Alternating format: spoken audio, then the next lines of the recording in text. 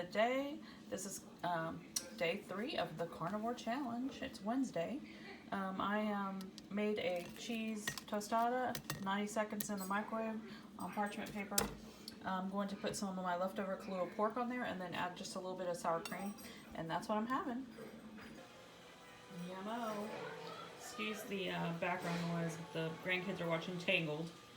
Snack, I am making some English breakfast tea and some of that liver pate with some pork rinds. I'm going to let this warm up a little bit so I can cream it together because it's been in the refrigerator.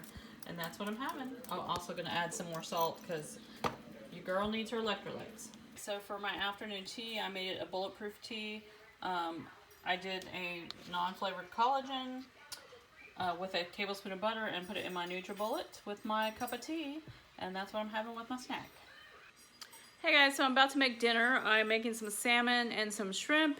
My husband's gonna have some broccoli and cheese to go with his. And I'm gonna make like a cheesy, creamy sauce to go with the shrimp, or on the shrimp. Something like that, whatever you want to call it.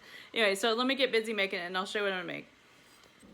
Alright, so I've got my salmon fillets out here on the pan. I normally use like olive oil when I cook this, but since I am doing carnivore, I'm not going to use olive oil because I do want to use some seasonings. So I did a pat of butter on each and I seasoned both sides with pink salt, garlic, Tony's, and my salad seasoning that I use all the time that's got the parsley and onion and garlic in it.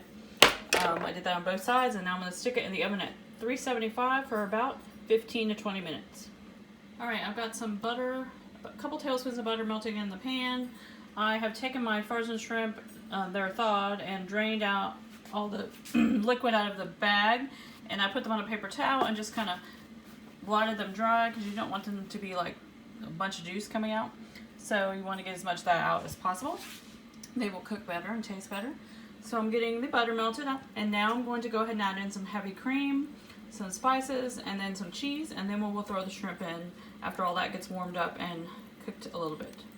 Alright, so I've got about a cup of heavy whipping cream in with the butter. I added the same spices that I put in the salmon in here, about a teaspoon each, maybe a tablespoon of the salad seasoning, but the rest was like a teaspoon each. I'm going to go ahead and put the shrimp in since this is coming to a simmer so they can cook, and once they get cooked, I'm going to throw the mozzarella in. Alright, so the shrimp is in. It's getting nice and pink. I'm going to add the mozzarella cheese. Alright, that's nice and thickened up. I'm going to take it off the heat and put the lid on it and wait for the salmon to be done. Oh, by the way, I put about a cup and a half of mozzarella.